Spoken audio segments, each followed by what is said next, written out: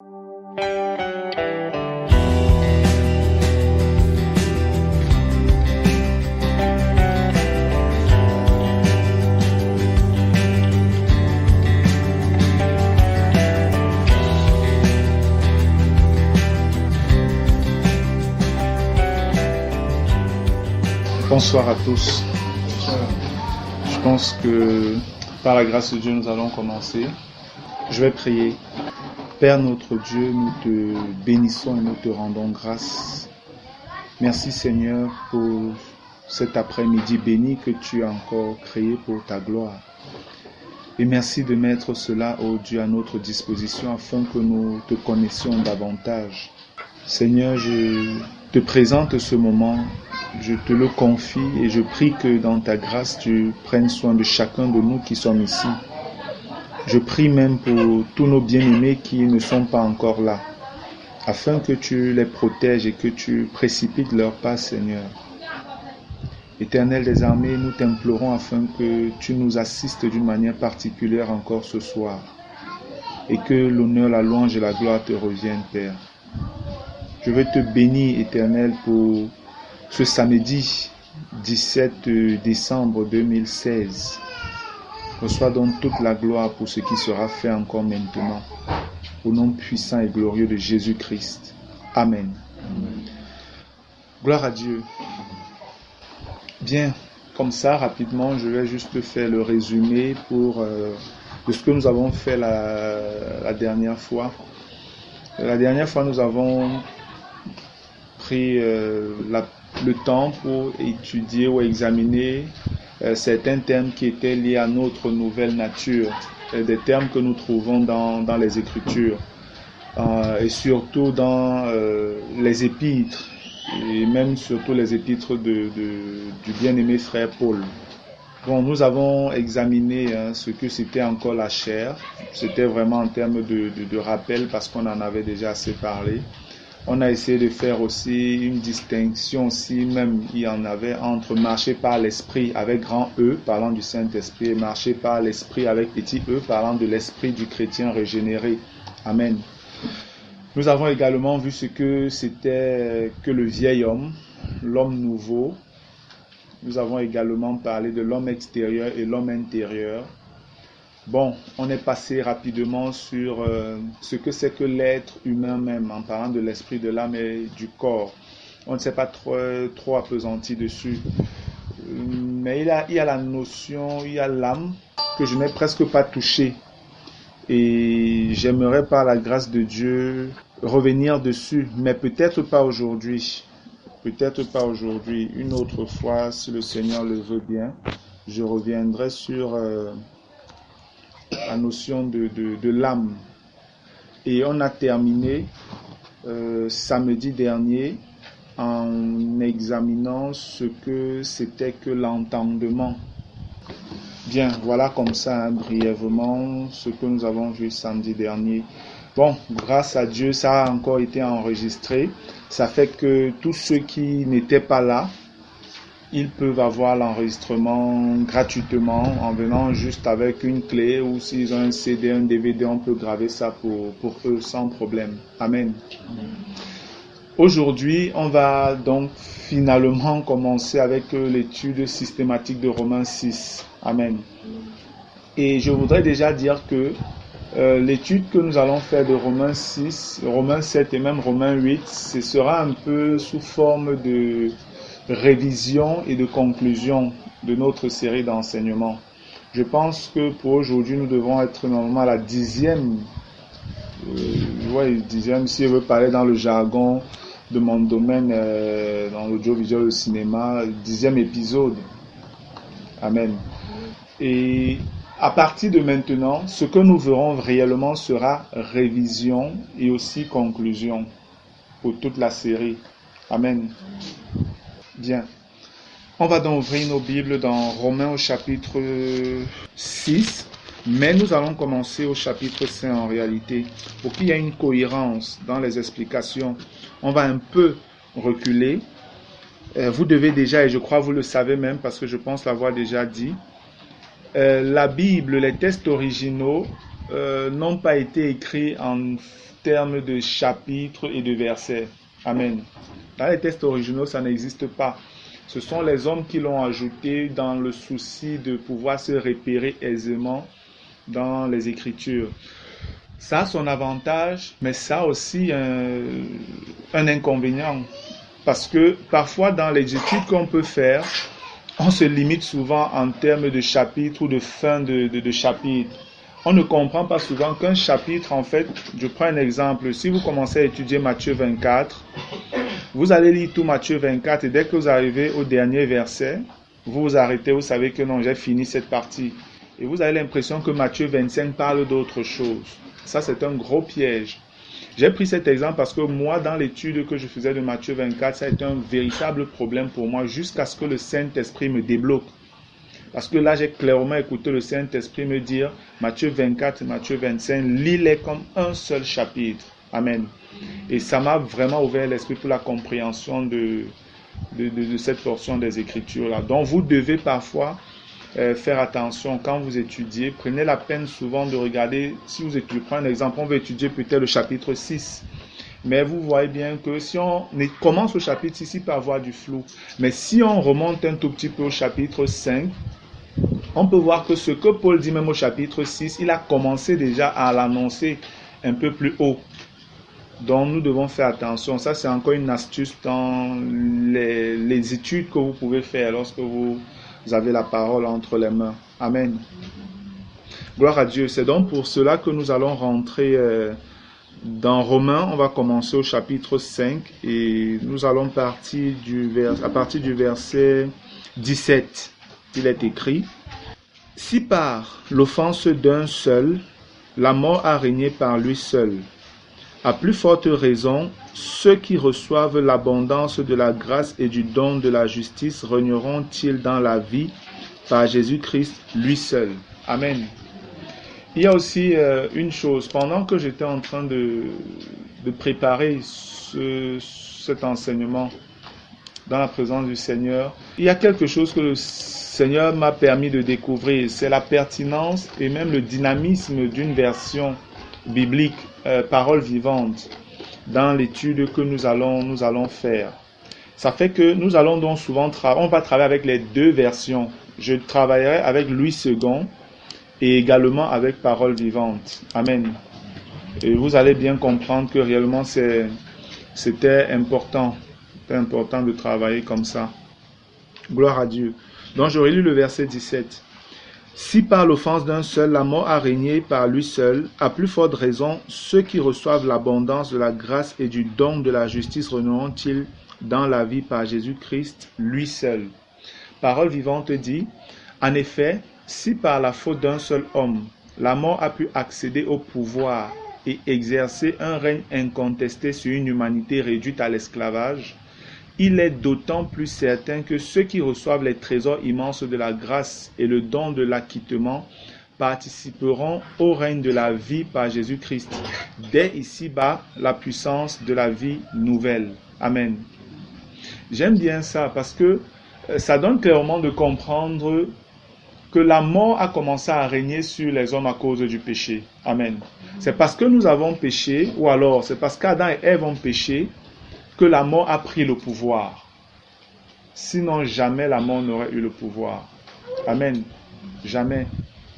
Et on nous fait comprendre que ainsi, la mort à cause du péché, toute l'humanité a été réduite à l'état d'esclave. Toute l'humanité à cause du péché d'Adam et de Ève. Amen. Mais on nous dit également, si je reviens à la version Louis II, si par l'offense d'un seul, la mort a régné par lui seul, à plus forte raison, ceux qui reçoivent l'abondance de la grâce et du don de la justice régneront-ils dans la vie par Jésus-Christ lui seul. Amen. Vous savez, lorsqu'on dit souvent aux gens que nous sommes justes, ça les choque. Vous le percevez davantage maintenant que vous êtes constamment sur le terrain d'évangélisation. Amen. Plusieurs sont choqués quand vous osez leur dire que vous êtes des justes. C'est parce qu'ils ne comprennent pas ce que c'est que la justice selon Dieu. Amen. Parce qu'ils ne comprennent pas. Mais ce verset-ci nous révèle justement cela, que nous sommes justes. tous ceux qui sont nés de nouveau sont justes. Amen. Tous ceux qui sont nés de nouveau sont justes. Vous voyez qu'on l'a déjà dit. Mais là, je suis en train de revenir dessus en fonction de ce qui est écrit dans Romains chapitre 5, verset 17. Pour simplement dire que notre justification ou le fait que nous soyons justes ne dépend pas de nous. Mais c'est à cause de ce que Christ lui a accompli et qu'il nous a donné. La Bible nous parle au verset 17, on parle l'abondance de la grâce et du don de la justice. Amen. La justice des chrétiens est un don. C'est un cadeau. Un don, ce n'est pas quelque chose que tu mérites. Amen. Donc, vraiment, ne méritez pas. S'il fallait agir en termes de mérite, ce que nous méritions, c'était vraiment l'enfer. C'était la colère, le jugement de Dieu sur nous. Gloire à Dieu. Le verset 18 dit, « Ainsi donc, comme par une seule offense, la condamnation a atteint tous les hommes, de même par un seul acte de justice, la justification qui donne la vie s'étend à tous les hommes. » Gloire à Dieu. C'est tellement merveilleux de lire ça, frère, de le comprendre surtout. La parole nous fait comprendre que, comme par une seule offense, la condamnation atteint tous les hommes. Ici, il est question du péché de Ève et d'Adam. Mais on parle surtout d'Adam parce que c'est lui qui était le chef. Amen. Le père de l'humanité. À cause du péché d'Adam, la condamnation a atteint tous les hommes. Maintenant, on nous dit, de même par un seul acte de justice, la justification qui donne la vie s'étend à tous les hommes. Parce que par l'œuvre que Christ a accomplie, il a apaisé, il a satisfait le cœur de Dieu par son sacrifice. Et le sacrifice de Jésus-Christ nous justifie devant Dieu. Amen. Et ce sacrifice n'est pas seulement porté au bénéfice d'une minorité de personnes. En fait, c'est un sacrifice qui est au bénéfice. En fait, toute l'humanité est au bénéfice de ce sacrifice et de cette justification-là. Mais seulement, ce n'est pas quelque chose qui est automatique. Ce n'est pas parce que Jésus est mort et il est ressuscité qu'on dit que l'humanité est justifiée, que tous les hommes sont justifiés. Il y a une doctrine qui est enseignée, qui est développée là-dehors, qu'on appelle l'universalisme. Et dans la doctrine de l'universalisme, ils disent que, quoique aujourd'hui les hommes souffrent et tout, en définitive, tous les hommes qui sont passés sur la terre seront sauvés. C'est ça en fait la doctrine de l'universalisme. Tous les hommes, quoi qu'on fasse, seront sauvés un jour. C'est un peu comme si Dieu et Satan sont en train de s'amuser et puis voilà, on est juste des petits pions au milieu. C'est une fausse doctrine. Amen. C'est sûr que vous allez faire face à des gens là un jour qui vous parleront des choses pareilles. Mais sachez que c'est une fausse doctrine. La justification qui est au bénéfice, en fait qui est pour toute l'humanité, n'a de valeur que si individuellement nous acceptons ce sacrifice que Christ a accompli à la croix. Sinon, on n'en profite pas. Amen. Sinon, on n'en profite pas. C'est pas parce que les médicaments pour le paludisme existent que tous ceux qui ont le palud sont automatiquement guéris. Amen. Pour guérir, il faut que tu ailles à l'hôpital, tu entres en contact avec les médecins qui te prescriront le médicament, la molécule qu'il te fera pour que tu recouvres la guérison. Lorsqu'on n'a pas compris ça, c'est son problème, parce qu'on va mourir. Amen. Si tu ne vas pas à l'hôpital pour recevoir le médicament, tu vas mourir, bien que le médicament existe. C'est la même chose avec l'œuvre que Christ a accomplie. Toute personne qui vient vers Jésus-Christ réclamant sa grâce, son pardon, obtient son pardon gratuitement et est automatiquement justifié à ce moment-là. Amen. Et tu deviens donc juste. Gloire à Dieu. Le verset 18 dans Parole vivante dit, « Ainsi donc, un homme est tombé et toute l'humanité a été entraînée dans la chute et la condamnation. De même, parce qu'un homme a obéi et a parfaitement accompli ce que la justice divine demande, l'acquittement qui donne la vie est devenu accessible à tous les hommes. » Amen. Verset 19, Louis II. « Car, comme par la désobéissance d'un seul homme, beaucoup ont été rendus pécheurs, de même par l'obéissance d'un seul, beaucoup seront rendus justes. » Gloire à Dieu. Donc on voit vraiment ici le premier homme de l'humanité déchue avec le premier homme de l'humanité racheté. Amen. On voit Adam et Jésus-Christ. Tous les hommes qui ne sont pas nés de nouveau sont en Adam et ils sont toujours sous la condamnation. Tous ceux qui acceptent Jésus-Christ comme Seigneur et Sauveur par son sacrifice, ils entrent dans le pardon et dans la justification de Dieu. Amen. Le verset 19 dans Parole vivante, il est écrit « Comme par la désobéissance d'un seul, tous les hommes sont devenus pécheurs, de même par l'obéissance d'un seul, beaucoup sont déclarés justes. » Amen. Donc, le fait que nous soyons justes, quand vous sortez dans l'évangéliser, vous pouvez prendre cette portion des Écritures de Romains 5 et vous pouvez expliquer autant que les personnes qui sont devant vous sont disposées à vous écouter. Tout brièvement, que en fait, lorsqu'on dit qu'on est juste, ce n'est pas parce que nous sommes des gens qui ne péchons jamais, qui sont parfaits et tout ça. Ce n'est pas ça dans le sens pratique de la vie au quotidien de chaque jour. Il peut arriver encore que nous péchions, mais ce n'est plus notre vie, ce n'est plus notre nature. Amen. Nous sommes des justes parce que Jésus-Christ a accompli une œuvre qui a satisfait le cœur de Dieu et il nous a fait don de sa justice. C'est simplement pour ça que nous disons que nous sommes justes. Et voilà ce qui est écrit dans les Écritures. Si donc tu crois ce qui est écrit, alors tu dois croire ce que les Écritures disent de toi. Amen. Gloire à Dieu. Verset 20. Or, la loi est intervenue pour que l'offense abonde. Mais là où le péché a abondé, la grâce a surabondé. Amen. Parole vivante dit, pourquoi alors la loi? Elle est intervenue afin de démasquer le péché et de mettre en évidence sa puissance. Mais là où le péché s'est multiplié, la grâce a surabondé. Oui, au lieu même où il s'est manifesté dans toute son horreur, la grâce divine a atteint sa plénitude. Gloire à Dieu. Tout à l'heure, quand j'étais devant le Seigneur et que j'ai lu ce verset, vraiment il y a quelque chose qui m'a frappé. Le Seigneur m'a accordé une vision dans mon esprit qui m'a transporté de joie, sincèrement. J'étais tellement béni de voir la grandeur de l'œuvre que Christ a accomplie. Tellement béni. Je n'ai pas pu résister que de me coucher totalement au sol en adoration devant le Seigneur. Amen. Devant ce que le Seigneur me montrait, bien-aimé. L'œuvre que Christ a accomplie est tellement grandiose.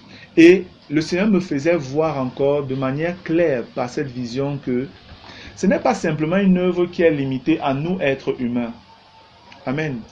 Et quand le Seigneur m'a fait voir ça, j'ai écouté l'Esprit qui disait l'œuvre de Christ est disponible pour tout l'univers. Amen. L'œuvre que Christ a accomplie est satisfaisante pour le rachat de tout l'univers. Et là, dans mon esprit, j'ai vu vraiment l'univers. Le Seigneur m'a fait voir l'univers et une lumière, une forte lumière blanche qui a parcouru totalement l'univers en un temps record et a englobé totalement cela. Et c'est où j'ai en fait écouté la voix qui a dit ce que je suis en train de partager avec vous. Et ça m'a tellement rempli de joie. Et là, davantage, le Seigneur me faisait donc comprendre pourquoi il va falloir qu'il y ait un nouveau ciel et une nouvelle terre. Amen. Parce que réellement, tout l'univers a été impacté à cause du péché, de la rébellion de Satan et tout ça. Mais par le seul sacrifice de Jésus-Christ, tout l'univers a été restauré. Amen. Présentement, ce n'est pas vu parce que le temps n'est pas encore arrivé.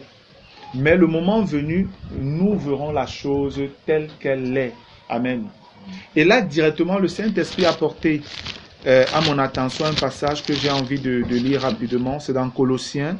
Quand j'ai commencé à lire, vraiment, je vous dis, c'était tellement beau, tellement merveilleux, tellement glorieux ce que le Seigneur me faisait percevoir comme fruit du sacrifice de Jésus-Christ. Le fait que le Seigneur s'est offert en rançon pour nous.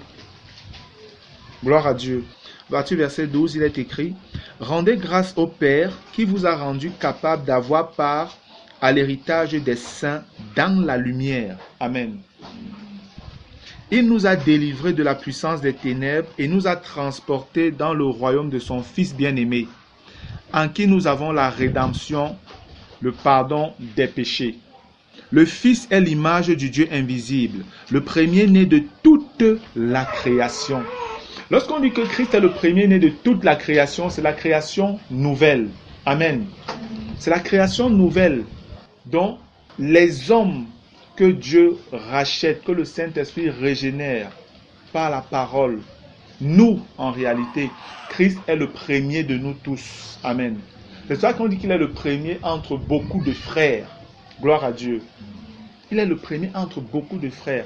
C'est en Jésus que le Père a trouvé le premier, le prototype de l'homme parfait qu'il voulait. Amen. C'est pourquoi on peut nous dire que le Fils est l'image du Dieu invisible, le premier-né de toute la création. Et après on nous dit car en lui ont été créées toutes les choses qui sont dans les cieux et sur la terre, les visibles et les invisibles, trône, dignité, domination, autorité, tout a été créé par lui et pour lui. Lorsque je lisais avant ce passage, je le comprenais davantage par rapport au passé et peut-être à ce que nous sommes en train de percevoir. Mais je vous dis, pendant que j'étais en adoration comme ça devant le Seigneur me faisait voir que en fait, cela parle aussi même de la création future. Amen. C'est Christ qui a créé toutes choses. Et tout cela a été créé par lui et pour lui. Et cela a été créé au travers du sacrifice qu'il a accompli. Amen. De la même manière que nous sommes recréés en Jésus-Christ par son sacrifice, c'est comme ça que tout l'univers entre dans le bénéfice de ce que Jésus-Christ a accompli à la croix de Golgotha. C'est tellement grandiose. Mes mots sont faibles pour pouvoir vous dire ce que le Seigneur m'a montré il y a quelques minutes. Amen. Parce que je voyais véritablement tout l'univers et cette lumière qui englobait l'univers. Et le Saint-Esprit me disait, voilà, tout l'univers est au bénéfice du sacrifice du Fils de Dieu. Amen. Et après on nous dit au verset 17, il est avant toute chose et toute chose subsiste en lui. Il est la tête du corps de l'Église. Il est le commencement, le premier-né d'entre les morts, afin d'être en tout le premier. Car Dieu a voulu faire habiter toute plénitude en lui. Vous voyez qu'on commence par le fait qu'il ait créé toutes choses. Après, on spécifie maintenant avec l'Église. Nous sommes inclus là-dedans. Gloire à Dieu. Nous faisons partie de cette création nouvelle que Christ a mis sur pied par son sacrifice. Verset 20. Il a voulu par lui tout réconcilier avec lui-même, tant ce qui est sur la terre que ce qui est dans les cieux. Vous voyez que c'est en Christ que la terre et le ciel même rentrent maintenant en communion. C'est en Christ que tous les décalages qu'il y avait, que ce soit dans le ciel, parce qu'il y a eu une rébellion déjà par là, que ce soit sur la terre, c'est par le sacrifice de Jésus que tout redevienne à la normale selon la pensée du Père au commencement. Frère, l'œuvre de Jésus-Christ est immense. L'œuvre de Jésus est immense. Et la chose est davantage plus immense parce que quand le Seigneur me faisait voir ça, je me voyais participant de cette gloire, de celui qui a créé cela, faisant partie de lui maintenant, et je comprenais jusqu'à quel point Dieu aime les hommes. Amen. C'est incroyable, frère, de voir jusqu'à quel point Dieu peut venir prendre des êtres, j'ai envie de dire, sans valeur que nous étions, et nous élève à la position de son Fils. Celui qui est mort pour racheter tout l'univers, pas seulement les hommes même, tout l'univers. Tu es en contact, tu es en communion avec cet être-là. Que Dieu par sa grâce permette que vous puissiez comprendre cela. Amen. J'ai davantage compris la prière de Paul. Quand Paul priait, il demandait au Seigneur dans Ephésiens 1 là, que le Seigneur accorde un esprit de révélation, de sagesse de révélation dans sa connaissance, qu'il illumine les yeux de leur cœur, afin qu'ils puissent discerner quel est l'appel de Dieu, toute la grandeur que Dieu a mis à leur disposition. Vraiment, on a besoin de prier pour connaître ces choses-là. Et ça pourra nous détourner davantage des choses de la terre. Et on sera porté davantage dans nos cœurs vers les choses d'en haut. Amen. C'est parce que nous sommes ignorants de ces choses que nous passons le temps à être distraits par les choses de la terre, bien-aimés. Nous n'avons pas la vision de ce que le Seigneur a fait et de ce qu'il nous réserve. Si nous avons cette vision, je vous dis, le monde n'a plus aucune valeur. Le monde et ses choses. N'aimez point le monde ni les choses qui sont dans le monde. Vous pouvez comprendre pourquoi le Père dit ça maintenant. Amen. Verset 21. Et vous qui étiez autrefois étrangers et ennemis par vos offenses et par vos mauvaises œuvres, il vous a maintenant réconciliés par sa mort dans le corps de sa chair, pour vous faire paraître devant lui saints, sans défaut et sans reproche. Amen. Dieu, de la même manière qu'il va créer un nouveau ciel et une nouvelle terre où il n'y aura pas de souillure, c'est comme ça qu'il crée les nouveaux hommes. Alléluia. C'est exactement ce que le Seigneur fait. Mais Dieu a commencé en nous, les hommes, parce que nous sommes sa créature chérie. Amen. Dans l'ancienne création, on était les derniers en termes de création.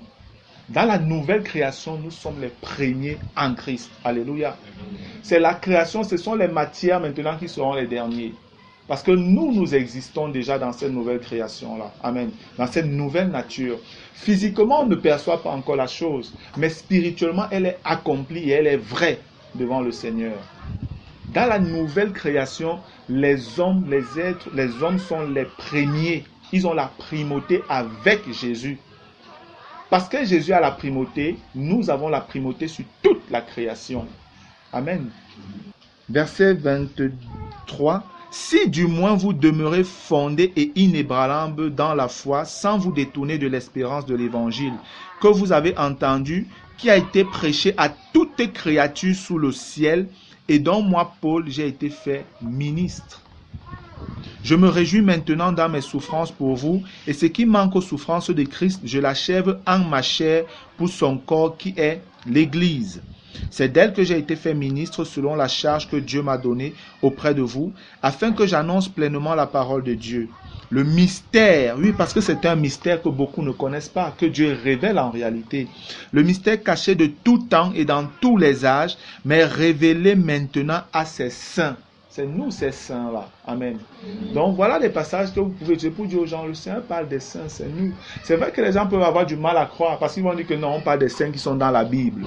Ils ne vont pas comprendre en fait que c'est aussi pour vous.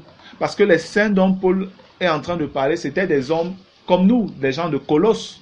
C'était des êtres humains, mais Paul les traitait de saints. Si c'est qu'ils étaient saints, pourquoi est-ce que nous aujourd'hui on ne serait pas saints par Jésus-Christ? Amen. Mais parfois c'est difficile pour des intelligences irrégénérées de comprendre cela.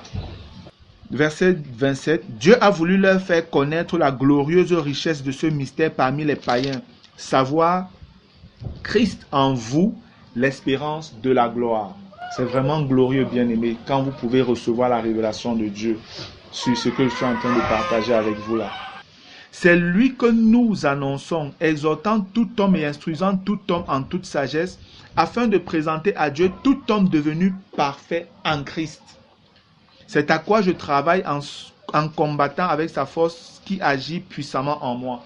Quand je lisais ce passage, je vous dis seulement quelques semaines avant, quand Paul pouvait dire qu'il travaillait à présenter tout homme devenu parfait en Christ, bon, je me disais c'est normal, c'est la voie de la perfection. C'est le chemin de la perfection, du perfectionnement des saints. Mais aujourd'hui, c'était totalement différent dans la compréhension. C'est parce que le sacrifice que Jésus a accompli, il n'y a rien qui peut être imparfait dedans la nouvelle création de Christ. Amen. L'œuvre de Christ était parfaite. Elle a satisfait parfaitement le cœur de Dieu. Il est tout légitime que le fruit de ce sacrifice-là soit également parfait. Amen.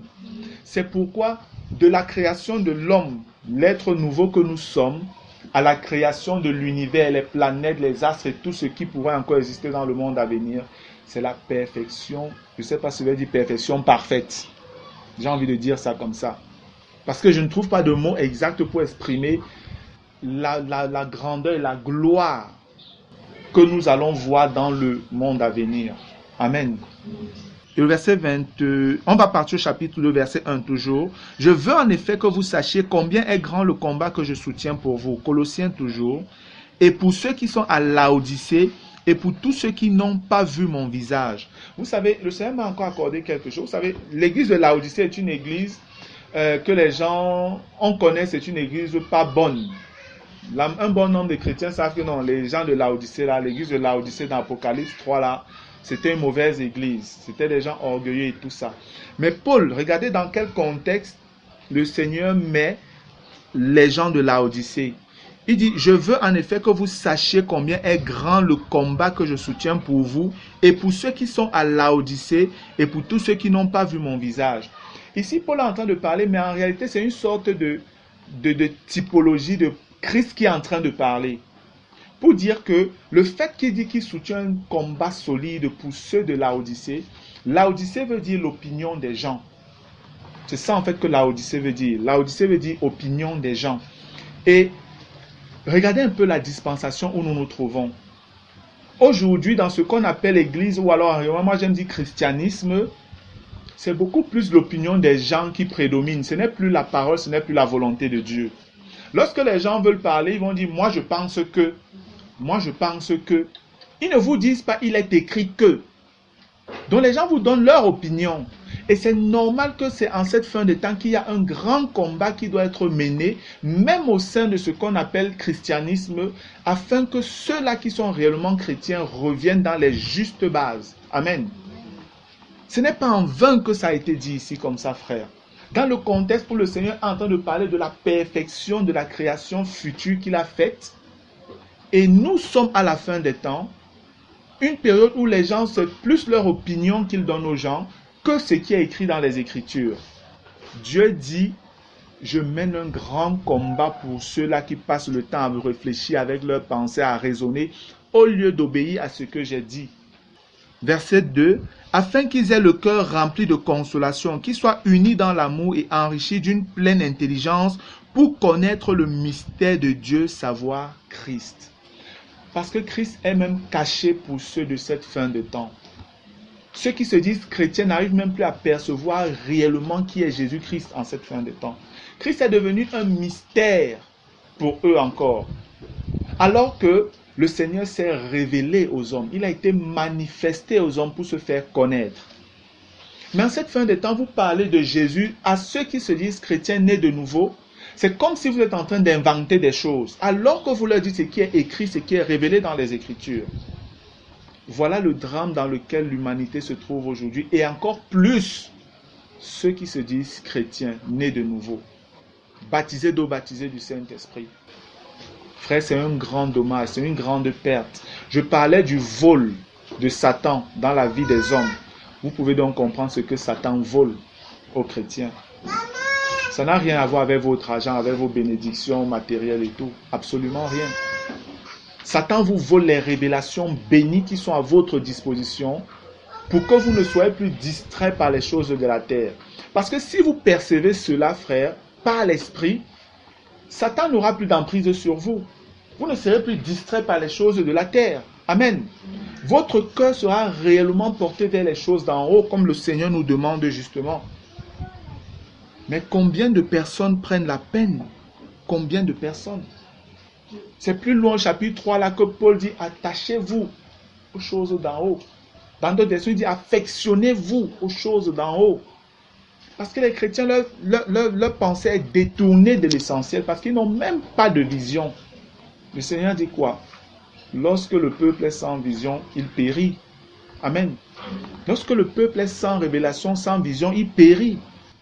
Que le Seigneur soit béni. On parle de Christ qui est un mystère. On dit mystère dans lequel sont cachés tous les trésors de la sagesse et de la connaissance. Je dis cela afin que personne ne vous trompe par des discours séduisants. Car si je suis absent de corps, je suis avec vous en esprit, voyant avec joie le bon ordre qui règne parmi vous et la fermeté de votre foi en Christ. Ainsi donc, comme vous avez reçu le Seigneur Jésus-Christ, marchez en lui, étant enracinés et fondés en lui et affermis par la foi, d'après les instructions qui vous ont été données et abondez en actions de grâce. Prenez garde que personne ne fasse de vous sa proie par la philosophie et par une vaine tromperie, s'appuyant sur la tradition des hommes, sur les principes élémentaires du monde et non sur Christ. Amen. Bien-aimés, si on vous donne des choses qui n'ont rien à voir avec Jésus, vous êtes en train de perdre du temps et vous allez finir dans les ténèbres. Mais ce que Christ a accompli, c'était pour nous sortir des ténèbres et nous faire entrer dans la lumière. Amen. Afin que nous ayons une pleine connaissance, une pleine conscience, une pleine intelligence, une pleine sagesse de ce qu'il a accompli. Et que même étant dans ce monde, sur cette terre, nous marchons de manière équilibrée. Amen. Loin de la vie du péché, de la compromission, dans laquelle beaucoup aujourd'hui se retrouvent à cause de l'ignorance. On revient dans Romains chapitre 5, s'il vous plaît. J'avais vraiment à cœur de partager ce que le Seigneur m'a fait comprendre pendant que je préparais ça. Ce n'est pas simplement pour moi qui m'a donné de voir ça, c'est pour que je partage avec vous. Pour que vous, à votre tour, puissiez même prier et demander, Seigneur, révèle-moi ces choses. Afin que mon cœur soit davantage attaché, Seigneur, aux choses d'en haut. Davantage attaché à toi. Et vous pouvez comprendre pourquoi le Seigneur Jésus pouvait dire, là où est ton trésor, là sera ton cœur. Amen. Si vous avez compris que c'est Jésus qui est le trésor, alors votre cœur sera porté vers où le Seigneur là se trouve. Amen. Romains chapitre 5, le verset 20 dit, « Or, la loi est intervenue pour que l'offense abonde, mais là où le péché a abondé, la grâce a surabondé. Afin que comme le péché a régné par la mort, ainsi la grâce règne par la justice pour la vie éternelle par Jésus-Christ notre Seigneur. » Amen. Je lis ça dans la version Parole vivante. Il est écrit, verset 20, « Pourquoi alors la loi? Elle est intervenue afin de démasquer le péché et de mettre en évidence sa puissance. Mais là où le péché s'est multiplié, la grâce a surabondé. Oui, au lieu même où il s'est manifesté dans toute son horreur, la grâce divine a atteint sa plénitude. » Amen. Les gens qui veulent suivre Dieu par la loi là, on vous dit c'est impossible, frère. Vous ne pouvez pas. Vous ne pouvez pas espérer avoir la vie éternelle en mettant ou en suivant un certain nombre de lois. Je m'adresse aux religieux. Les religieux ne peuvent pas, vous ne pouvez pas avoir la vie parce que vous allez, comme vous dites habituellement, à l'église ou au temple, je ne sais pas trop quoi. Ce n'est pas parce que vous donnez beaucoup l'aumône aux riches, aux pauvres, enfin, je vais dire, aux pauvres, aux veuves, aux orphelins, que vous allez avoir la vie éternelle. Non.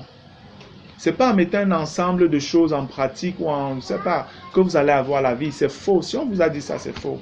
C'est par la grâce que vous êtes sauvés, par le moyen de la foi en Jésus-Christ. Amen. C'est tout suffisant. Jésus est tout suffisant pour que vous soyez sauvés. La loi, la Bible nous dit que la loi a été donnée afin de manifester la puissance du péché. Pour montrer à l'homme que tu ne peux pas. Tu ne peux pas être juste par toi-même. Tu ne peux pas atteindre la justice là par toi-même.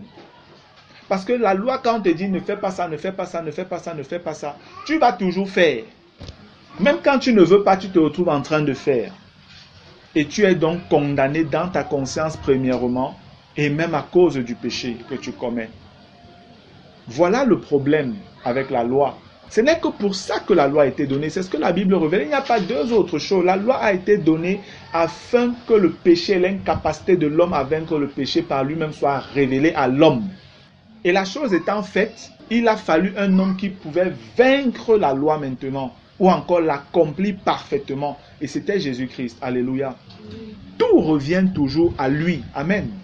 Et je suis content de cela. Tout revient toujours à lui, frère. Sans Jésus, on était perdu pour toujours. La loi dominait pleinement sur nous, nous condamnait toujours devant Dieu. Mais avec le sacrifice de Christ, nous avons reçu le don de la justice. Amen. Nous avons reçu le don. Nous sommes pardonnés. Dieu, pas un saint franc. Vous ne dépensez pas un copec, rien du tout. Dès que vous avez écouté, vous avez cru, on ne vous demande rien de plus. On vous fait baptiser, on prie pour vous pour que vous soyez remplis du Saint-Esprit. Et le signe des langues se manifeste en témoignage de ce que vous êtes rentrés vraiment dans le ministère de Christ. Amen. Gloire à Dieu. Maintenant, on repart dans le chapitre 6. Et on dit tout cela. On voit comment Christ nous a acquis la justification après que nous avons été dans le péché. Nous sommes nés sous le péché, sous la condamnation. Mais à cause du sacrifice de Jésus, nous avons été rachetés du péché. Nous avons été même délivrés de la puissance de la loi sur nous. Par Jésus-Christ toujours. Et on dit là où le péché a abondé, la grâce a surabondé. Parce que la loi ne faisait que révéler, exposer notre péché abondant. Mais la grâce de Jésus est venue dépasser tout ce que la loi était en train de faire. Amen. Et maintenant on revient dans l'apôtre Paul dans sa suite. Oubliez que c'est le chapitre 6. Regardez ça comme une continuité. Il dit, que dirons-nous donc? Demeurions-nous dans le péché afin que la grâce abonde? Est-ce que c'est parce que je dis que nous sommes maintenant justifiés? Est-ce que c'est parce que je dis que ce n'est pas par les œuvres que nous devons être sauvés ou avoir la vie éternelle que maintenant on va dire, oh là là, merci Jésus, nous sommes libres de vivre comme on veut. Et même vivre dans le péché. L'apôtre Paul le dit, loin de là. Loin de là, donc éloignez cette pensée-là de vous. C'est un piège de la chair. Ce n'est pas la pensée de Dieu. Amen. Nous qui sommes morts au péché, comment vivrions-nous encore dans le péché? Voilà la question que Dieu nous pose, pas Paul, la question que Dieu nous pose. Jésus est venu, il est mort, il est ressuscité pour votre justification. Il vous a accordé, il vous a donné cela afin que vous deveniez juste. Comment est-ce que vous qui êtes morts à la vie passée, vous pouvez continuer à vivre comme si vous étiez toujours dans l'ancienne vie? Les Romains, c'était des frères. Ceux à qui Paul écrit, ils avaient cru. Mais ils n'avaient pas encore ces lumières. Et étant chrétiens, ils continuaient à vivre dans le péché. Et c'est pourquoi le Saint-Esprit a interpellé Paul d'écrire à ses frères pour les exhorter. Paul ne les connaissait même pas. Il ne les avait jamais vus. Il le dit lui-même. Il désirait aller vers eux. Mais là, le Saint-Esprit lui a révélé ce qui n'allait pas de l'autre côté. Et il a rédigé, je crois, pour moi, c'est une épître tellement merveilleuse, l'épître aux Romains. Pas simplement les chapitres 6, 7, 8. Je vous dis, du premier chapitre au dernier, c'est un rayon de miel spirituel que Dieu met dans la bouche de ceux qui comprennent. Amen. Ça revigore, frère, quand vous comprenez le livre de Romains. Ça vous donne de l'assurance, ça vous donne du courage, de la force pour pouvoir avancer avec assurance dans le Seigneur. Gloire à Dieu. Et voilà donc le Seigneur qui dit, Jésus a fait tout ça. Est-ce que vous allez continuer à vivre dans le péché? Comment même vous pouvez continuer à vivre dans le péché? Vous dites que vous êtes né de nouveau. Né de nouveau, ça veut dire que vous êtes mort à l'ancienne vie. Mais vous continuez à vivre dans le péché. Il y a quelque chose, chers amis, que vous ne comprenez pas. Mes chers enfants, il y a quelque chose que vous n'avez pas saisi. Écoutez donc, comprenez, je veux que vous sachiez ceci. C'est pourquoi il dit, ignorez-vous que nous tous qui avons été baptisés en Jésus-Christ, c'est en sa mort que nous avons été baptisés. Baptiser, c'est immerger, c'est plonger. Ici, il est question de nouvelle naissance. Il n'est pas question du baptême d'eau. Il est question de nouvelle naissance. Ignorez-vous que nous tous là qui avons été plongés dans Jésus, c'est en sa mort que nous avons été... C'est en sa mort que nous avons été plongés. Amen. Quand le Seigneur pose cette question et qu'il révèle cette chose, c'est pour que nous commençons à comprendre que en fait, nous avons été identifiés avec Jésus. Paul le dit comme ça, mais par la suite, on va comprendre pourquoi il peut dire ce qu'il dit déjà même au verset 3. Mais avant, lisons ça dans la version parole vivante. Le verset 1 de Romains 6, parole vivante, dit « Quelle conclusion tirerons-nous de tout cela? Dirons-nous, comme certains, continuons donc à pécher afin que la grâce de Dieu puisse s'exercer pleinement et qu'elle en apparaisse encore plus glorieuse. » C'est de la folie. C'est pas parce qu'on dit que là où le péché a abondé, la grâce a surabondé, qu'on va dire non, péchons encore un peu plus pour que davantage la gloire de Dieu se manifeste. N'est-ce pas la folie que de penser comme ça? Et voilà ce que les Romains disaient. Voilà les enseignements, voilà ce qu'on leur disait, voilà ce que les Romains avalaient. Certains Romains, les frères là-bas disaient non. Puisqu'on dit qu'on est justifié et que là où le péché abonde, la grâce surabonde. Donc même si on vit pleinement dans le péché, Dieu va davantage nous sauver. Dieu va davantage agir. Voilà le sens. C'est totalement insensé que de penser comme ça. C'est pourquoi quand Paul pose la question au verset 1, il dit, que dirons-nous donc? Demeurions-nous dans le péché afin que la grâce abonde? Loin de là. Il le dit en fait, il reprend ce que certains Romains disaient. Il reprend ce que certains disaient. Que non, on peut donc vivre un peu dans le péché et puis Dieu va davantage agir pour se glorifier, pour nous sauver. On va voir que Dieu... Non, arrêtez. Dieu vous justifie afin que vous viviez comme des justes. Amen. Dieu vous justifie afin que vous viviez exactement comme son Fils a vécu. Celui que la Bible appelle le juste dans le livre des Actes. L'apôtre Pierre pouvait dire, vous avez livré le juste pour qu'on vous donne un meurtrier. Que ça nous donne vraiment pas sa grâce de comprendre. Amen. Le verset 2 dit, certes non, puisque nous sommes morts au péché, nous n'existons plus pour lui. Comment pourrions-nous vivre encore sous son empire? Amen. C'est tellement fort ici. On vous dit, puisque nous sommes morts au péché, nous n'existons plus pour le péché. Amen. Est-ce que vous pouvez me dire, parmi nous là, qui a déjà perdu son papa? Qui a perdu son papa? D'accord, je vois quelques doigts qui sont élevés. Est-ce que quelqu'un parmi vous qui levez la main là, il est possible que vous puissiez faire pécher votre père qui est mort? C'est possible? Il n'existe même pas. Il n'existe plus, vous allez le prendre où? C'est en fait ce que la parole dit. Vous voyez, c'est une image tellement forte et radicale que Dieu prend pour dire que la personne qui péchait là n'existe plus. Amen.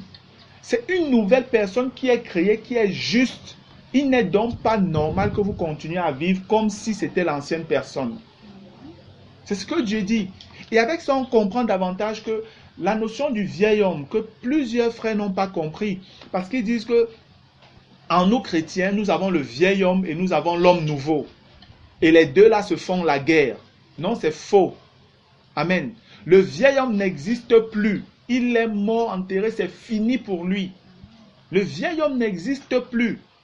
Ce qu'ils ne comprennent pas, c'est qu'en fait, il y a une puissance de péché et de mort en eux, dans leur corps, dans leur membre, qu'on appelle la chair, qui animait le vieil homme pour que le vieil homme pêche.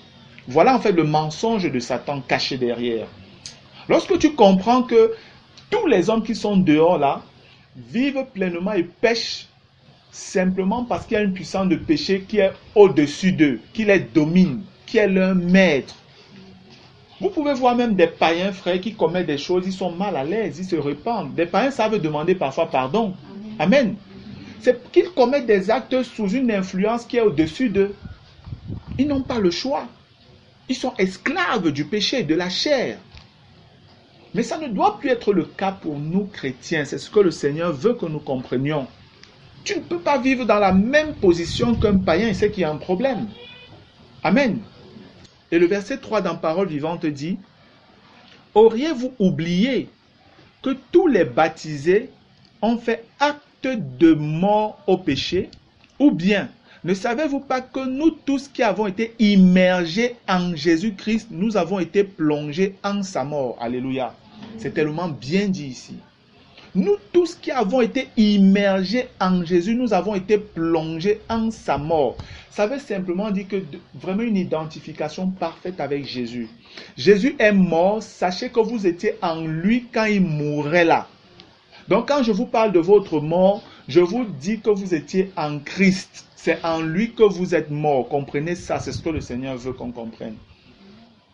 Et le verset 4 dit, « Nous avons donc, lui second, nous avons donc été ensevelis avec lui par le baptême en sa mort, afin que comme Christ est ressuscité des morts par la gloire du Père, de même nous aussi nous marchions en nouveauté de vie. » Gloire à Dieu. Non seulement nous sommes morts, mais nous avons été ensevelis avec lui, en lui. C'est pourquoi on dit par le baptême en sa mort. Ici, on peut voir une image du baptême d'eau. Parce qu'on doit comprendre, frère, que lorsque quelqu'un meurt, la personne doit être enterrée. Amen. La personne doit être enterrée. Et vous avez remarqué, pendant vos sorties d'évangélisation, beaucoup résistent au baptême.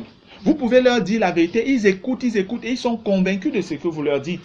Mais dès que vous leur dites, il faut vous allez vous faire baptiser immédiatement, là, il y a blocage. Le blocage vient d'abord de la religion. Amen. C'est parce que la religion les a préparés avec une fausse doctrine. On a bloqué leur intelligence pour leur faire comprendre, non, vous êtes déjà baptisés, alors qu'ils ont été aspergés pour la plupart. Et on dit, on ne se baptise pas 2 fois. Et là, ils sont bloqués. Voilà ce qu'ils répondent pour la plupart. C'est vraiment dans la grâce de Dieu que le Saint-Esprit peut briser parfois certaines personnes jusqu'à ce qu'ils acceptent de rentrer dans les eaux du baptême de la bonne manière. Amen. De la bonne manière. Donc, quand quelqu'un dit qu'il est né de nouveau, ça veut dire en fait qu'il est mort.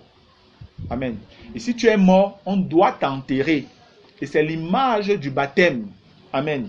Image qui n'est pas un simple symbole, comme les autres disent. C'est peut-être le symbole de la mort en Christ et de la résurrection avec lui, mais c'est aussi la voie par laquelle nous sommes séparés de cette génération perverse. Amen. Selon ce que l'apôtre Pierre dit dans Acte 2. Il dit à ses frères, à ces hommes à qui il parlait, sauvez-vous de cette génération perverse. Et la suite, on nous fait comprendre que ceux qui ont accepté sa parole se sont fait baptiser. Amen. Sauvez-vous L'homme par lui-même ne peut pas se sauver. J'aime bien le répéter. Par rapport à la vie éternelle, au péché, l'homme ne peut pas se sauver lui-même. C'est impossible. Ce n'est que Christ qui peut le faire. Dieu. Amen. Mais Pierre, après avoir dit ce qu'il devait faire pour être sauvé de leur péché, en leur disant, repentez-vous, faites-vous baptiser au nom de Jésus pour le pardon de vos péchés, vous recevez le don du Saint-Esprit. Juste plus bas, il leur dit, sauvez-vous de cette génération perverse. Là, ça dépend d'eux, parce que le baptême est un engagement personnel conscient, de bonne conscience vis-à-vis de Dieu.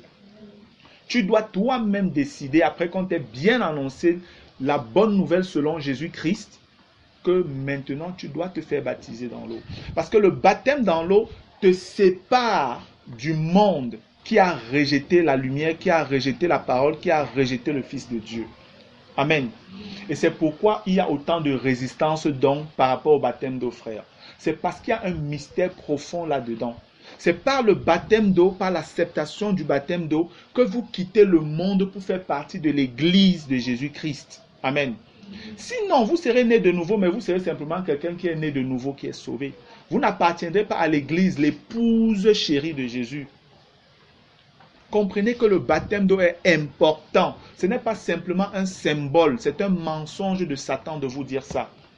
Et si vous comprenez encore, frère, que l'ancienne alliance était l'image de la réalité que nous voyons dans la nouvelle alliance, ce n'est pas en vain que quand le peuple juif est sauvé en Égypte, par le sacrifice, là, ils mettent le sang sur les linteaux, ils entrent dans l'alliance avec Dieu, il faille qu'ils sortent de l'Égypte. Et même quand ils étaient en train de sortir, Pharaon était derrière eux. Il a fallu qu'ils traversent la mer Rouge pour totalement quitter l'Égypte et être sur le chemin qui les amenait vers la terre promise. Amen. C'est une image bien merveilleuse pour que nous comprenions que le baptême d'eau n'est pas une simple option dans la foi en Christ. Et la parole nous fait clairement comprendre encore cela dans 1 Corinthiens chapitre 10, en nous faisant comprendre que le peuple juif a été baptisé en Moïse au travers de la mer Rouge. Amen. Si ceux de l'ancienne alliance qui étaient dans l'imperfection, dans l'image, ont pu faire ça, à combien plus forte raison nous qui sommes dans la réalité aujourd'hui. Que tous ceux qui résistent au baptême, qu'ils sachent qu'ils sont eux-mêmes en train de mettre un frein à tout ce que Dieu avait prévu pour eux. Amen. De la même manière que le Seigneur disait aux pharisiens, à tous ces gens, qu'ils ont annulé à leur égard les desseins de Dieu pour eux, sachez que c'est de la même manière que tous ceux qui disent qu'ils sont nés de nouveau et qui refusent le baptême selon Jésus-Christ, selon les Écritures, qu'ils sachent qu'ils sont en train d'annuler les plans de Dieu pour leur vie. Parce qu'il est écrit dans 1 Pierre 3, 21 que le baptême est un engagement de bonne conscience envers Dieu. Si donc tu refuses le baptême, tu n'as plus aucun engagement vis-à-vis de Dieu et Dieu ne peut rien faire avec toi. Et tu seras toujours identifié au monde. Ce n'est pas pour rien que quand les gens croient souvent, ils peuvent même dire à leur famille, j'ai cru. Et la première chose qu'on leur dit, ne tente pas de te faire baptiser là-bas. Ça, c'est une chose que même Satan a inclus dans la tête des païens. Inconsciemment, ils le disent. C'est parce qu'il y a une réelle portée spirituelle dans le baptême d'eau. Amen. Ce n'est pas une option. Il est bon de revenir sur les bases justes des Écritures sur cette chose. C'est pourquoi je m'appesantise un peu dessus. Vous sortez annoncer l'Évangile. Allez annoncer l'Évangile selon Jésus-Christ aux hommes. Annoncez ce qui concerne vraiment tout le conseil de Dieu pour le salut des hommes. Sans rien enlever et sans rien ajouter. Amen. Gloire à Dieu. Verset 4 de Romains 6. Nous avons donc été ensevelis avec lui par le baptême en sa mort, afin que comme Christ est ressuscité des morts par la gloire de Dieu, par la gloire du Père, de même nous aussi nous marchons en nouveauté de vie. La chose bénissante ici, c'est que on nous dit qu'on a été ensevelis avec Christ. Après, on nous dit que Christ est ressuscité par la gloire du Père. Mais on ne nous dit pas directement que nous sommes aussi ressuscités avec lui. Non, on nous dit plutôt afin que nous puissions marcher en nouveauté de vie. Le fait qu'on nous dise que c'est la gloire, c'est pas la gloire du Père que Christ est ressuscité, c'est la révélation du fait que le sacrifice de Jésus a été accepté par le Père. Amen. Son sacrifice a été approuvé par le Père, c'est pourquoi la gloire, le Père l'a ressuscité. Amen. Si ce n'était pas le cas, Jésus ne serait pas ressuscité. Et si Jésus est ressuscité par la gloire du Père, ça veut dire que le Père a donc accepté son sacrifice, et le sacrifice de Jésus qui nous donne la justice maintenant pour que nous puissions marcher en nouveauté de vie. Amen.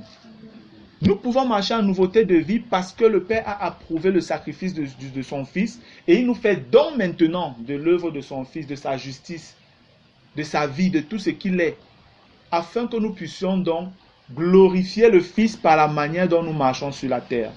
Regardez quel dommage nous causons au Seigneur lorsque nous, chrétiens nés de nouveau, nous vivons cachés dans le péché. Est-ce que vous pouvez comprendre combien il est grave pour des gens qui disent être nés de nouveau de vivre dans le péché? Les gens vous font croire que non, on ne peut pas vivre sur cette terre sans péché, c'est quand on sera au ciel. Où est l'importance de vivre sans péché au ciel? Sérieux, où est l'importance? C'est un peu, je vais prendre une image, c'est un peu comme une femme qui se glorifierait du fait qu'elle prépare. Qu'est-ce qu'il y a d'étrange qu'une femme prépare? Mais si c'est un homme, on peut comprendre. Amen. Si c'est un homme, on peut comprendre. Vous vantez que vous allez vivre dans la sainteté au ciel. Mais vous voulez qu'il y ait quel péché au ciel dans le monde futur? Même simplement après l'enlèvement, le péché va passer par où pour arriver au ciel? Il n'y a pas de challenge là-bas. Le vrai challenge, c'est sur la terre. Amen. C'est ici et maintenant. C'est où on doit voir que non, il y a un homme qui est venu sur la terre. C'est où votre témoignage, le témoignage de votre bouche peut être vrai par la vie que vous vivez. Amen. Si c'est que vous bavardez seulement et qu'il n'y a pas de manifestation de vie, alors votre témoignage est vain. Il ne sert à rien. Ce n'est pas simplement par un discours persuasif de la sagesse, mais c'est par une démonstration d'esprit et de puissance qu'on témoigne qu'on est serviteur, qu'on est enfant de Dieu, qu'on est né de nouveau. Amen.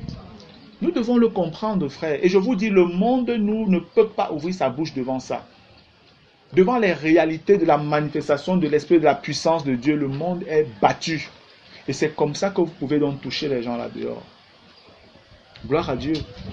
Comprenez l'importance de vivre par l'esprit, de marcher dans la victoire sur le péché, de comprendre réellement ce que ça veut dire être né de nouveau. Ce n'est pas un jeu, ce n'est pas juste une bonne formule, ce n'est même pas une mode comme certains chantent là. Si tu n'es pas né de nouveau, tu es démodé. Ça n'a rien à voir avec une mode. Comprenez-le, ce n'est pas une mode. La mode, elle passe. Amen. La mode passe, je vous dis. Donc ces chanteurs, ils disent qu'ils sont chrétiens, ils chantent, si tu n'es pas né de nouveau, tu es démodé, machin. Ils ne comprennent même pas ce que c'est que la nouvelle naissance. Je vais lire le verset 4, dans Paroles vivantes. Il est écrit: par le baptême, nous avons donc été ensevelis avec lui afin de partager sa mort. Amen. Ça parle de l'identification parfaite avec Christ dans sa mort. Tout ce que nous étions autrefois est à présent mort et enterré. Oubliez le vieil homme. Amen. Et pourquoi cela? Vous savez que le Christ a été ressuscité d'entre les morts par la puissance glorieuse du Père. Nous aussi, nous avons reçu une nouvelle vie et nous sommes appelés à mener notre existence sur un plan nouveau. Amen. Le verset 5 après nous dit: en effet, si nous sommes devenus une même plante avec lui par la conformité à sa mort, nous le serons aussi par la conformité à sa résurrection. Quand on dit si nous sommes devenus une même plante avec lui, en fait c'est pour dire si vous êtes mort exactement comme Christ est mort, alors vous allez également ressusciter avec lui comme il est ressuscité. Amen. Et le Jésus qui est mort là, quand il est ressuscité, il était différent. Amen. La mort n'avait plus de pouvoir sur lui. Le péché ne pouvait même plus passer pour dire que le péché le tente. Non, le péché ne pouvait plus. Le corps qu'il avait était totalement différent du corps qu'il avait avant. Il était dans un corps nouveau, glorieux. Amen. Tout était nouveau. En Christ, la nouvelle création est venue à l'existence pour la première fois. Amen. C'est pourquoi il n'a pas permis que Marie de Magdala le touche quand elle l'a rencontré. Quand il a dit ne me touche pas encore, parce que je ne suis pas encore monté vers mon Père. Pourquoi? Parce que normalement, selon l'image de l'ancienne alliance, les prémices des fruits, les premiers fruits était consacré à Dieu. Amen. C'était consacré à Dieu. Et si quelqu'un devrait apprécier la nouvelle création, devait toucher le premier, ça devait être Dieu, le Père. Amen. Il a donc fallu que Jésus d'abord dise à Marie, non, stop, ne me touche pas. Il est parti au ciel. Dans le nouveau corps où il était, il pouvait faire ce voyage en une fraction de seconde. Amen. Donc le Seigneur est parti se présenter au Père afin que là-bas dans les cieux, on voie l'humanité future en le Fils. Gloire à Dieu. Le Père a vu, le Père a sûrement touché, le Père a apprécié. Le Père a dit, je suis satisfait. Amen. Je suis satisfait, perfect, parfait. Là, le Christ pouvait redescendre et quand il apparaît à ses disciples, maintenant, il pouvait leur dire, touchez-moi. Amen. Vous pouvez me toucher. Et ce n'est pas simplement le Christ. Frère, est-ce que vous vous rendez compte qu'il est écrit dans Jacques, dans Romains 8, que nous sommes des prémices pour Dieu. Amen. Les chrétiens nés de nouveau sont les prémices pour Dieu. Vous êtes les chouchous du cœur de Dieu. C'est pourquoi je dis aux chrétiens, vous n'êtes pas n'importe qui. Si vous saviez la place que Dieu, vous avez dans le cœur de Dieu, bien-aimé. Vous êtes des chouchous, vous êtes des privilégiés, vous êtes la crème de Dieu.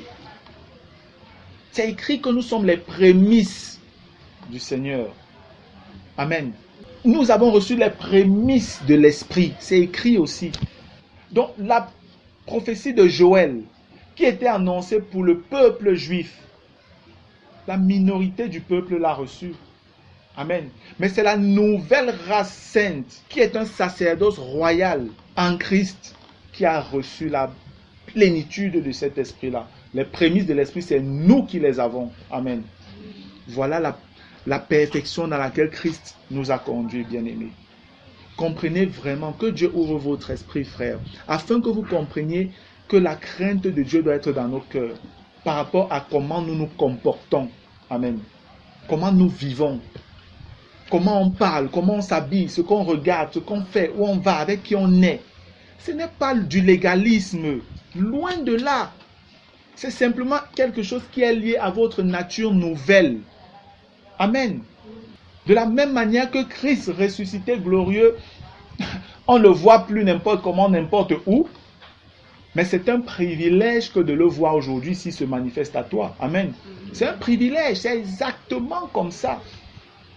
Les chrétiens, ceux qui peuvent dire qu'ils sont amis avec un frère ou une sœur, devraient être privilégiés, ils devraient savoir ça. Que non, cette personne est différente. Et si elle accepte même d'être mon ami, je dois vraiment chérir cette amitié-là. Amen. Et notre amitié vis-à-vis des gens qui ne sont pas nés de nouveau, c'est davantage pour leur donner de comprendre que eux aussi sont appelés à entrer dans cette vie. Amen. Sinon, à quoi vous sert l'amitié avec les païens? Sérieux, sinon ça vous sert à quoi? Allez parler de football, de basket, des femmes, ou je ne sais pas quoi encore, des séries télé, ou je ne sais quoi encore. Non, ne perdons plus du temps, frère. Ne perdons plus du temps. Comprenons pourquoi Dieu nous demande de racheter le temps. Gloire à Dieu.